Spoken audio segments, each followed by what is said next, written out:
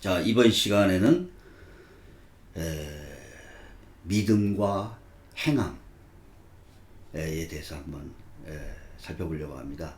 상당히 문제가 많이 되고 있죠.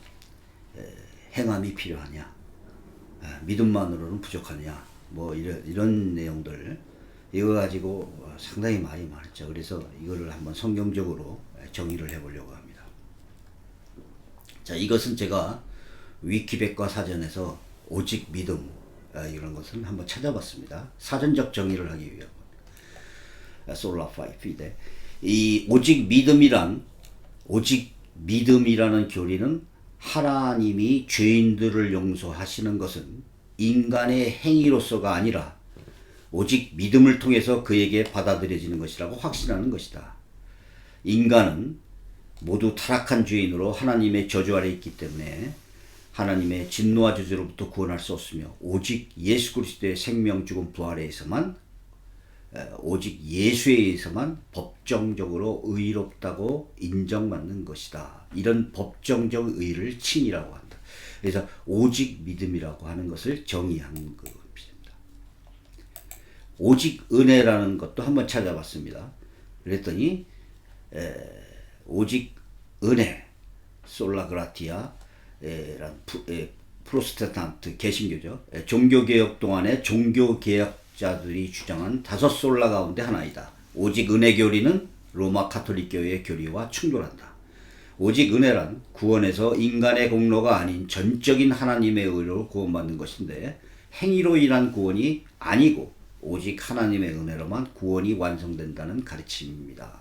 그래서 우리의 구원은 우리 개신교 카톨릭으로부터 나왔던 우리의 개신교는 바로 오직 은혜, 오직 믿음으로 구원을 받는다라고 말합니다.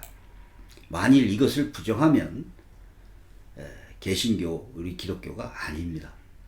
자, 여기 구원의 조건 예배소서 2장 8절에서 9절을 보면 너희가 그 은혜로 인하여 믿음으로 말미암아 구원을 얻었나니 이것이 너희에게서 난 것이 아니요 하나님의 선물이라. 행위에서 난 것이 아니니 이는 누구든지 자랑치 못하게 함이니라. 자, 이 성경 구절을 가지고 볼 때 행위에서 나는 것이 아닙니다. 구원은 여기에 분명히 하나님의 선물이라고 나와 있고 오직 은혜와 오직 믿음이 아주 명백하게 기록되어 있습니다. 이런 성경 구절들은 사실 상당히 많습니다. 디도서 3장 우리를 구원하시되 우리의 행한 바 의로운 행위로 말미암지 아니하고 오직 그의 긍휼하심을 쫓아 중생의 씻음과 성령의 새롭게 하심으로 하셨나니. 빌립보서 3장 9절 내가 가진 의는 율법에서 난 것이 아니요 오직 그리스도를 믿음으로 말미암는 것이니 곧 믿음으로 하나님께로서 난 의라. 자, 로마서 5장 우리가 믿음으로 의롭다 하심을 받았으니 우리 주 예수 그리스도로 말미암아 하나님과 화평을 누리자. 또한 그로 말미암아 우리가 믿음으로 서 있는 이 은혜에 들어감을 얻었으며 하나님의 영광을 바라고 주는가. 그러니까 이 성경에서 말하는 믿음이라는 것은 곧 은혜고 믿음이라는 것은 행함과 다른 면목을 가지고 있습니다. 자, 여기 성경 구절도 맞죠. 이거보다 더 많습니다. 성경은 상당히 많은데 자, 여기 중요한 것은 로마서 11장 만일 은혜로 된 것이면 행위로 말미암지 않으니 그렇지 않으면 은혜가 은혜되지 못하느니라. 자, 은혜로 된 것이면은 행위로 말미암는 것이 아니라 만일 행위로 구원을 받는다면 그건 하나님의 은혜가 아니죠. 자, 이런 얘기입니다. 율법 안에서 의롭다 하심을 얻으려고 하는 너희는 그리스도에게서 끊어지고 은혜에서 떨어진 자로다. 갈라디아서에서 이렇게 얘기합니다. 자, 그러면 거의 확실하죠. 성경에서 이렇게 나옵니다. 로마서 3장에서는 이렇게 합니다. 기록된 바 의인은 없나니 하나도 없고. 자, 전도서 7장 선을 행하고 죄를 범지 아니하는 의인은 세상에 아주 없느니라. 자, 그러니까 전부 죄를 짓습니다. 그러니까 그 구원을 받을 사람이 없어요. 자, 이렇게 야고보서 2장 같은데 누구든지 온 율법을 지키다가 그 하나에 거침을 모두 범한 자가 되나니. 자, 우리가 그 율법이 650개라고 합니다. 그런데 649개를 지켰습니다. 그러면 기가 막힌 사람이죠. 그런데 한 개를 어겼습니다. 그럼 그 사람은 죄인이 됩니다. 자, 그러니까 한 개만 거치게 되면 모두 범한 자가 죄인이 되어버린다는 거예요. 자, 이런 규절들이 너무 많죠. 그래서 이 성경 규절을 뭐 허물러 죽은 우리를 그리스도와 함께 살리셨고 너희가 은혜로 구원을 얻은 것이라. 의인이 겨우 구원을 얻으면 경건치 않은 자 죄인이 어디서리요. 자, 그다음에 예수님이 나는 의인을 부르러 온 것이 아니요 죄인을 부르러 왔다. 자, 이런 성경 규절들이 수없이 많죠. 자, 그러면 율법에 기능이 있습니다. 우리가 율법에 대해서 이 성경을 보면 율법이 그럼 폐하해졌느냐? 그렇다고 해서 율법을 폐하해졌느냐? 그런 것이 아니라고 성경은 또 말합니다. 그럼 율법의 기능은 뭐냐? 첫째, 죄를 깨닫게 하는 기능이 있습니다. 그래서 로마서 3장 그러므로 율법의 행위로는 그의 앞에 의롭다함을 얻을 육체가 없나니. 자, 율법의 행위로는 의롭다함을 육체가 없습니다. 그런데 율법은 뭐냐면 율법으로는 죄를 깨달음이라. 자, 율법의 기능은 뭡니까? 의롭다함을 얻는 게 아니었습니다. 그러면 한 명도 의롭다함을 얻지 못합니다. 율법으로는 죄를 깨닫게 하는 겁니다. 로마서 7장 그런즉 우리가 무슨 말을 하리요? 율법이 죄냐? 그럴 수 없느니라. 율법으로 말미암지 않고는 내가 죄를 알지 못하였으니 곧 율법이 탐내지 말라 하지 아니하였다면 내가 탐심을 알지 못하였을 것이다. 자, 그러면 두 번째로 율법은 그리스도로 인도한 기능이다. 자, 율법은 의인이 될 수 있는 기능은 아닙니다. 그렇다면 아무도 그걸 못 받습니다. 그럼 도대체 율법을 왜 줬을까요? 그리스도로 인도하기 위한 겁니다. 자, 갈라디아 3장 이같이 율법이 우리에게로 그리스도에게로 인도하는 몽학선생이 되어 우리로 하여금 믿음으로 말미암아 의롭다함을 얻게 하려 합니다. 믿음이 오늘은 우리가 몽학선생이라는 것은 어린아이 가정교사입니다. 다시 말해서 이 몽학선생이 된다는 것은 어린아이들의 그 가정교사가 된다는 겁니다. 선생이 된다는 것이죠. 자, 근데 믿음으로 말미암아 의롭다함을 얻게 하려는 것이다 라는 겁니다. 그래서 이런 율법은 결국 이런 율법을 도저히 우리는 구원을 얻을 수가 없구나. 그러면 그리스도로 인도하는 가정교사가 된다는 겁니다. 그래서 우리가 믿음이 오늘로는 모학선생 아래에 있지 않다는 거죠. 자, 갈라디아 3장에서도 얘기합니다. 범법을 인하여 더한 것이라. 천사들로 말미암아 중보의 손을 베풀어 주신데 약속한 자손이 오시기까지 있을 것이라. 이렇게 얘기합니다. 율법은 약속한 자손이 바로 예수 그리스도가 오기 전까지 있었던 그런 것이다. 세 번째, 성화적인 기준이 있습니다. 자, 율법이라는 것은 자, 이렇게 얘기합니다. 로마서 3장 우리가 믿음으로 말미암아 율법을 폐하느뇨? 그럴 수 없느니라. 도리어 율법을 굳게 세우니라. 그러니까 율법은 그리스도로 인도하는 기능, 그 다음에 죄를 깨닫게, 죄가 무엇인지 알게 하는 기능으로서 율법을 굳게 더 세워야 한다는 것입니다. 그래서 여기도 나옵니다. 로마서 6장 그런즉 우리가 무슨 말하리요? 은혜에 더하게 하려고 죄에 거하겠느냐? 그럴 수 없느니라. 죄에 대해서 죽은 우리가 어찌 그 가운데 살리요? 그래서 성화적인 기준을 말하고 있는 겁니다. 그래서 여기 로마서 3장에서도 얘기하는 것이 뭐냐면 믿는 자를 의롭다 하려 하심이라. 그런즉 자랑할 데가 어디 있느냐? 있을 수 없느니라. 무슨 법으로냐? 행위로냐? 아니라 오직 믿음의 법이느라 라고 성경은 얘기하고 있습니다. 자, 이런 내용들이 이제 성경에 상당히 많죠. 자, 뭐 우리가 죄가 없다. 스스로 속이고 진리가 우리 속에 있지 않다.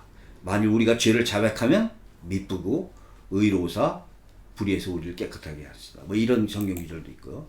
이런 성경 구절이 너무 많습니다. 그래서 이제 이거는 한번 읽어보시고, 자, 이게 너무 많기 때문에 제가 시간상 생략을 하겠습니다. 그렇다면 우리는 자, 아담 한 사람으로부터 죄가 전가가 된 것입니다. 그런데 예수 그리스도의 의로 말미암아 우리가 의인이 된 것입니다. 이것을 로마서 5장에서 우리가 신학적으로 언약적 대표설이라고 얘기합니다. 이것을 전가된 의라고 얘기하는데, 한 사람의 범죄로 인하여, 아담이죠, 사망이 그 한 사람으로 말미암아 왕노릇하였은즉, 그리고 더욱 은혜와 의의 선물을 넘치게 하는 자들이 한 분 예수 그리스도로 말미암아 생명 안에서 왕노릇하리로다. 그런즉 한 범죄로 많은 사람이 정죄에 이른 것 같이 의의 한 행동으로 말미암아 많은 사람이 의롭다 하심을 위하여 생명에 이르렀느니라. 한 사람의 순종치 아니함으로 많은 사람이 죄인이 된 것 같이 한 사람의 순종하심으로 많은 사람이 의인이 되리라라고 얘기합니다. 그래서 바울은 구원인 행위가 아니라 오직 믿음으로, 오직 은혜로 라고 얘기합니다. 그런데 야고보서는 행함이 없는 믿음은 죽은 믿음이라고 말합니다. 그러면 이 두 가지의 주장이 서로 다른 주장이겠습니까? 자, 그래서 야고보서는 실제로 반바울적인 내용으로 오해돼서 오리겐 이전 3세기까지는 정경으로 인정받지 못했습니다. 그래서 야고보서가 가장 늦게 정경으로 인정받았던 그런 책이기도 합니다. 심지어 마틴 루터 같은 사람은 성경을 독일어로 번역하면서 그의 축판에서 야고보서를 지푸라기 서신이라고 불렀습니다. 그러나 물론 재판 발행에서는 이거를 삭제했습니다. 또 칼빈은 이 서신서를 배척할 만한 정당하고 충분한 이유를 결코 발견할 수 없기 때문에 이 야고보서를 온전히 안심하고 받아들인다 라고 얘기했습니다. 그래서 사실 야고보서는 상당히 행함을 강조하는 내용이 많습니다. 그래서 오해를 많이 받았죠. 그런데 야고보서 1장 1절에서 뭐라고 그러냐면, 하나님과 주 예수 그리스도의 종 야고보는 흩어져 있는 12지파에게 문안하노라 라고 얘기했습니다. 야고보서는 그 대상이 누구냐면 바로 흩어져 있는 12지파의 유대인들을 얘기합니다. 자, 유대인들은 율법을 지키던 사람이었습니다. 하나님에게 순종하고 율법을 지키던 사람이었는데, 이 사람들이 이스라엘이 AD 70년 로마에게 정복을 당하고 완전히 없어졌죠. 이 지도상의 이스라엘 나라가 없어졌습니다. 그래서 디아스포라로 이방 지역에 흩어지게 되죠. 원래 유대인들은 행위를 중요하시게 여기는 율법주의자였는데, 이 유대인들이 이방인들과 혼합돼서 삶으로써 율법주의적인 자세를 잊어버리게 됐습니다. 그래서 물론 하나님을 믿는다고 하면서 이 사람들은 그 행함을 잊어버렸죠. 그래서 이방인들의 이런 것들을 다 배우게 되고, 그래서 야고보가 1장 22절에 이렇게 합니다. 도를 듣기만 하지 말고 행하는 자가 되라. 그래서 야고보는 행함이 없는 유대인들에게 서신을 보내서 강조하고 비판을 하고 있는 그런 내용을 기록한 겁니다.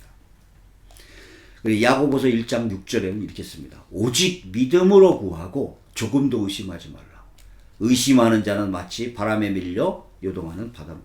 자, 야고보서에서도 오직 믿음으로 구하라는 성경 구절이 많이 있습니다.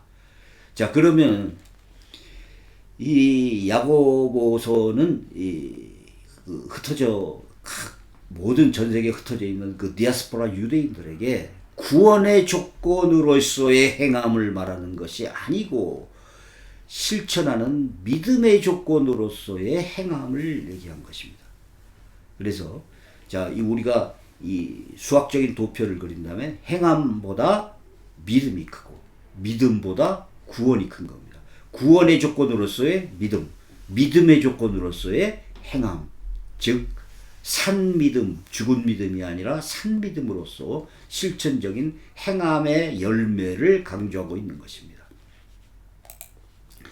자, 야고보서의 그 행함이 있는 믿음을 강조하는 내용, 야고보서 2장 17절 여기 이렇게 합니다. 자, 그 몸에 쓸 것을 주지 아니하면 무슨 유익이 있으리요? 그와 같이 행함이 없는 믿음은 그 자체가 죽은 것이라. 자, 야고보서는 행함이 있는 믿음을 지금 계속 강조를 하고 있는 겁니다. 구원의 조건으로서의 행함, 이것을 말하는 것이 아니죠. 야고보서 2장 17절. 이와 같이 행함이 없는 믿음은 그 자체가 죽은 것이라. 자, 야고보 18장 2장 18. 어떤 사람을 말하기에 너는 믿음이 있고 나는 행함이 있으니 행함이 없는 네 믿음을 내게 보여라. 나는 행함으로써 네 믿음을 내게 보이라 하리라. 자, 이렇게 얘기하죠. 자, 야고보서 2장 22절. 내가 보거니와 믿음이 그의 행함과 함께 일하고 행함으로 믿음이 온전하게 되었느니라. 야고보서 2장 26절. 영혼 없는 몸이 죽은 것 같이 행함이 없는 믿음은 죽은 것이다.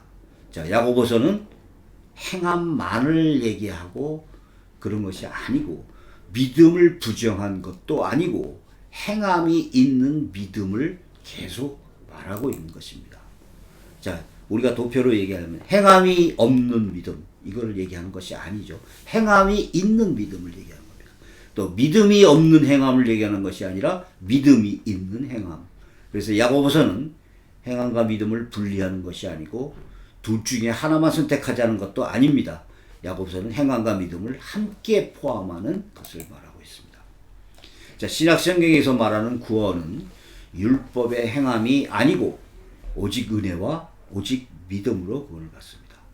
그런데 성경에서 행함이 강조되는 성경 규절이 몇 개 있습니다. 야고보서가 그 대표적인 것이고 마태복음 5장과 7장 사이에서 나오는 산상수훈이라고 불리는 겁니다. 여기에 행위가 아주 강조되어 있어요. 그래서 어떤 사람은 이렇게 합니다. 어떤 이단은 예수님과 바울의 구원과는 틀리다. 그래서 우리는 예수님의 구원을 믿어야 되고 그래서 바울은 성경이 아니다 이렇게 주장하는 사람까지 있어요. 그것은 아니죠. 산상수훈은 구원의 조건으로 말하는 것이 아닙니다. 그것은 모든 시대를 살아가는 그리스도인의 삶의 목표와 기준을 설정해 주는 것을 말합니다. 자, 율법을 형식적으로 외식적으로 지키는 유대인들한테 예수님이 완전한 도덕성, 엄격한 윤리성을 가진 하늘의 복, 완전한 의의 기준을 알려주고 있는 것입니다. 그래서 툴룩이라고 하는 신학자는 산상수훈은 천국의 대헌장이라고 하였고 올스하우스는 그리스도의 전 생애와 교훈은 산상수훈의 주예였다. 또 브루스는 산상수훈 그리스도의 전 교훈의 예약이다라고 얘기합니다. 자, 우리가 마태복음 5장부터 7장까지 산상수훈 중에서 이걸 보십시오. 내가 너에게 이르노니 너의 의의가 서기관과 바리새인보다 낫지 못하면 결코 천국에 들어가지 못하리라. 서기관과 바리새인들은 율법을 연구하는 사람들입니다. 그런데 의의가 이 사람보다 낫지 못하면 그러면 이 규절은 예수님이 율법주의를 얘기하는 것 같아요. 꼭 그런 식으로 들립니다. 또 마태복음 5장 22절에는 형제에게 노하는 자마다 심판을 받게 돼 형제에 대해 라가라고 하는 자는 공의에 잡혀야 되고 미련한 놈이라고 하면 지옥불에 들어가기요. 자, 형제들한테 노하고 형제들한테 미련한 놈이라고 했다고 지옥불에 들어간다고 얘기합니다. 이게 무시무시한 이런 얘기를 하는 것이죠. 자, 마태복음 5장 28절에서도 너에게 이르노니, 자, 간음을 하지 말라라고 성경은 얘기합니다. 율법은. 근데 음욕을 품고 여자를 보는 자마다 간음을 한다. 이런 식거리입니다. 그러니까 여자를 쳐다봤는데 음욕을 좀 품었다. 그럼 그건 간음이다. 이렇게까지 얘기를 하는 거죠. 심지어 마태복음 5장 29절에는 너의 오른 눈이 실족하든 빼어버리라고 해요. 그러면 또 오른손이 실족하면 찍어버리라고 해요. 자, 오른 눈이 실족한다고 오른 눈을 빼야만 구원을 받습니까? 오른손이 실족하면 오른손을 잘라버려야만 천국에 갑니까? 무시무시한, 이렇게 한다면 천국에 구원받을 사람은 한 명도 없습니다. 무시무시한 거죠. 다 악한 자를 대적하여. 그래서 여기에 나오는 거죠. 오른편 뺨을 치면은 왼편도 때리라고 돌려댄다. 속옷을 가지고 하는 자는 겉옷까지 가지게 한다. 누가 오리를 같이 가자 심리를 동행한다. 내가 구하는 자에게 꾸며 내게 구하는 자에게 거절하지 말라. 자, 그러면 누가 나한테 돈을 빌려달라. 거절하지 말라고. 그러면 이거 도대체 어떻게 하는 거야? 사기꾼들이나 뭐 이런 사람들한테도 돈을 다 주라는 얘기예요. 또 원수를 사랑하는. 자, 이런 구절을 어떻게 지키냐고. 이거는 율법보다 더 심한 거고 지킬 사람은 한 명도 없습니다. 자, 그래서 이것은 우리의 구원의 조건을 얘기하는 것이 아니라 의의, 하늘의 의, 하늘의 법을 얘기하는 겁니다. 유대인들은 율법을 지키려고 했지만 형식적으로 남에게 보이기 위한 율법, 그리고 남에게 과시하게 한 율법, 이런 것을 지키는 것이죠. 그래서 유대인들한테 이 산상수훈을 얘기하면서 하늘의 법은 이거보다 더 독하다, 더 지독하다, 더 어렵다 라고 얘기하면서 이 얘기하는 그 결론이 뭐냐? 복음을 얘기하는 겁니다. 결국은 일반 율법 갖고도 안 된다. 너희들은 더 지독한 하늘의 법을 지켜야 된다 라고 얘기를 하면서 결국은 예수 그리스도를 믿음으로 말미암아 구원을 받는다는 것을 강조하는 것입니다. 그래서 자, 우리는 믿는 자는 그러면 심판이 면제되느냐? 성경은 믿는 자도 심판을 받는다라고 나옵니다.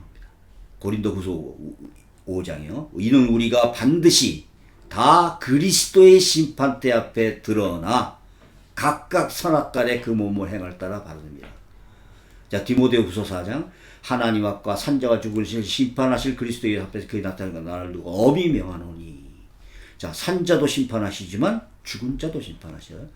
사도행전 10장 40절에서도 산자와 죽은 자를 심판하십니다. 또 디모데후서 또 다 나오죠. 베드로전서 4장, 자, 로마서 14장 10절. 네가 어찌하여 네 형제를 판단하느냐? 어찌하여 네 형제를 없애느냐? 우리가 다 하나님의 심판대 앞에 서리라. 자, 고린도후서 5장. 이는 우리가 다 반드시 그리스도 심판대 앞에 드러난다. 자, 지금 심판의 기준이 뭡니까? 심판의 기준은 행위입니다. 행위. 자, 그럼 좀 이상하다고 생각하시겠죠? 자, 성경에는 그렇게 나와 있어요. 자, 여기 뭐냐면 자기 행위를 따라 책들에 기록된 대로 심판을 받는다. 여기도 각 사람이 자기의 행판대로 심판을 받고 사망과 음보의 불못에 던진다. 자, 이런 성경 기준이 의외로 많습니다. 하나님은 모든 행위와 모든 은밀한 일을 선악간 심판하시라. 자, 로마서 2장, 하나님께서는 각 사람에게 그 행한 대로 보응하시되. 고린도후서, 우리가 반드시 그리스도의 심판 때. 자, 요한계시록 2장, 모든 교회가 나는 사람의 뜻과 마음을 살피는 자인 줄을 알아라. 내가 너희 각 사람의 행위대로 갚아주리라. 자, 그러면 행함이 구원의 조건이 아니냐? 자, 그럼 어떻게 된 거냐? 성경으로는 이 얘기도 하고 저 얘기도 하느냐? 로마서 8장. 자, 그러므로 이제 그리스도 예수 안에 있는 자에게는 결코 정죄함이 없나니.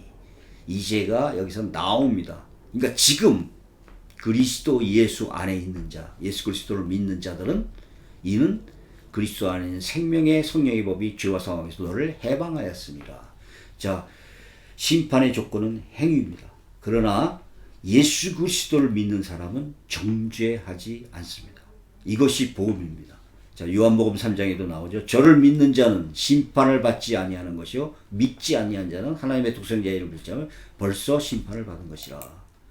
자, 이런 성경 구절도 상당히 많죠. 아들을 믿는 자는 영생을 잊고 아들이 순종치 않은 자는 영생을 보지 못하고. 자, 내 말을 듣고 나 보내시를 믿는 자는 영생을 얻었고 심판에 이르지 아니하느니 사망에서 생명으로 옮겼느니라. 이제 이런 성경 구절들이 많습니다. 이는 하나님께서 길이 참으시는 중에 전에 지은 죄를 간과하심으로. 자, 이런 성경도 나오고요. 뭐 성경 구절이 수없이 많이 나옵니다. 그래서 그러면 결론으로 뭡니까? 우리는 심판을 받습니다. 우리도 심판을 받고 믿지 않는 자도 받고 의인도 악인도 다 산자와 죽은 자가 다 심판을 받지만 행위로 받습니다. 그런데 예수 그리스도를 믿는 자는 정죄하지 않겠다는 겁니다. 자, 그런데 자, 이 많은 사람들이 행위구원론자라는 사람들이 있습니다. 행위구원론자들이 성경을 잘못 해석하고 있어요. 이 사람들이 꼭 야고보서를 인용하고 아까 산상수훈을 인용합니다. 근데 이 기존 그 말하는 메시지는 사실 그것이 아닌데, 그리고 마태복음 7장 21절에서 나더러 주여 주여 하는 자마다 천국에 다 들어갈 것이 아니요 다만 하늘에 계신 내 아버지의 뜻대로 행한 자가 들어가요. 이 성경 구절을 이용하면서 자, 주여 주여 한다고 다 천국에 들어가는 것이 아니다. 아버지 뜻대로 행하는 자가 들어간다. 이거를 인용합니다. 그런데 이 성경 귀절에서 이 나더러 주여 주여 하는 자는 뭡니까? 성경 귀절을 전체적으로 읽어보시면 주의 이름으로 권능을 해가고 귀신을 쫓아내고 주의 이름으로 거짓 선지자 노릇을 한 자들이 바로 아버지 뜻대로 행하지 않은 자라고 성경은 분명히 얘기하고 있어요. 그리고 성경은 아버지의 뜻이 아들을 보고 믿는 자가 영생을 얻는 거라고 요한복음 6장 40절에 분명히 얘기합니다. 내 아버지의 뜻은 아들을 보고 믿는 자마다 영생을 얻는 이것이니 마지막 날에 내가 이를 다시 살리리라 라고 얘기하고 있습니다. 자, 그 다음에 또 인용하는 것이 뭐냐. 마태복음 7장 19절. 아름다운 열매를 맺지 아니한 자는 찍혀서 불에 던지우니라. 요거를 많이 행위고는 자들이 인용합니다. 그런데 마태복음 7장 15절 18절 앞귀절을 보면은 거짓 선지자에 대한 얘기입니다. 거짓 선지자. 이것이 행함이 없는 그리스도인들은 지옥 간다는 게 아니라 거짓 선지자들을 삼가하라. 양의 옷을 입고 너희에게로 나오나 속에는 노략질하는 이 일이라. 그의 열매로 그들을 알지니 가시나무에서 포도주 엉겨 이렇게 나온 거예요. 그러니까 여기에서 아름다운 열매를 맺지 못한 나마다 불에 찍혀서 던진다는 것은 거짓 선지자들을 얘기하는 겁니다.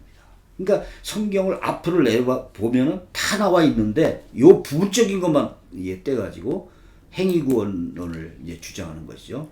자, 그러면 제가 신학자를 우선 성경적으로 우선은 이거를 살핀다는 건데, 그럼 신학자들은 뭐라고 할까요? 마틴 로이드 존스 여기서 이렇게 합니다. 우리는 이 세상에서 죄를 완전히 제거했다거나 죄로부터 완전히 구원받아 바라는 모든 것들을 반드시 거절해야 합니다. 아울러 우리는 동일하게 반동의 원리를 거절해야 합니다. 이 앞에 보면은 뭐라 하냐면 내가 내 몸을 쳐 복종하게 함은 고린도전서 9장 27절 바울이 말한 것처럼 소망을 가진 자는 수동적으로 주님을 바라보고 있어서는 안 됩니다. 저는 땅에 있는 지혜를 죽입니다. 이것이 바로 논지혜입니다. 라고 얘기합니다. 자, 그래서 예수 그리스도를 믿음으로 구원을 받는다. 이렇게 했을 때 이 말은 내가 교회를 다니기만 하면 구원받는다. 내가 예수를 믿는다는 그리스도인이다, 기독교인이다, 그러면 구원을 받는다. 이런 뜻은 아닙니다. 그래서, 여기 보면은 어떤 사람들은 또 이 감리교나 이런 웨슬레안들이 행위로 구원받는다고 가르친다. 이렇게 하는데 이 사람들은 전혀 모르는 사람들입니다. 그러니까 웨슬레 조직신학을 한 번도 안 읽어보고 이런 주장을 합니다. 웨슬레 조직신학에서 뭐라고 그러냐면, 없다. 내가 바로 이 순간부터 나라로 갈 때까지 의를 행하고 순종하는 생활을 한다가 하여도 이것이 내 지난 죄를 보상할 수 없다. 아무리 의를 행하고 순종하여도 내 죄를 보상하지 못한다는 겁니다. 이 땅 위에 사는 모든 인간들과 하늘에 있는 모든 천사들의 완전하고 철저한 순종도 우리가 범한 단 한 가지 죄를 대속할 수 없다. 인간의 행위로 용서받을 생각을 하다니 이 얼마나 허망한 생각이냐. 이렇게 얘기합니다. 믿음이냐 행함이냐. 우리는 여기 참 이렇게 결론을 한번 내려보겠습니다. 우리는 믿음과 행함을 분리시킬 필요는 없습니다. 둘 중에 하나를 선택할 필요도 없습니다. 믿음과 행함은 서로 다른 선택의 조건이 아닙니다. 행함으로는 그러나 아무도 구원받지 못합니다.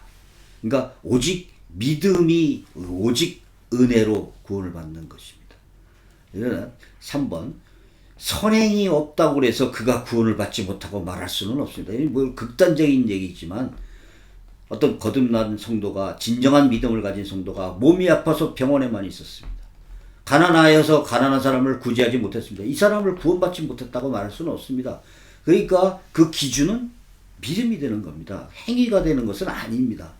십자가 강도가 행함을 보여줄 수 없었습니다. 그런데 예수님부터 낙원을 약속받았습니다. 다만 행함은 믿음의 열매로 나타나기 때문에 그 행함은 참 믿음과 거짓 믿음을 구별할 수 있습니다. 즉 거짓 믿음을 가진 사람은 그 행위로 보여줍니다. 참 믿음 성도는 실천적인 행위에 그 열매가 따릅니다. 그리스도인이라고 하지만 도저히 할 수 없는 도둑질, 거짓말, 간음, 비윤리적인 행위를 일삼는 사람들은 그 사람들은 참 믿음을 가졌다고 말할 수 없습니다. 그래서 행함이 믿음의 실천적인 조건이라는 교리는 믿는 자는 어떤 죄를 져도 이미 구원받았다고 하는 도덕폐기론을 비판하는 점에서 옳다고 말할 수 있습니다. 자, 그러나 행함으로 구원을 받는 것은 아닙니다. 그러니까 행함은 참 믿음의 열매로 나타납니다. 자, 이것을 얘기하는 겁니다. 여기까지 하겠습니다.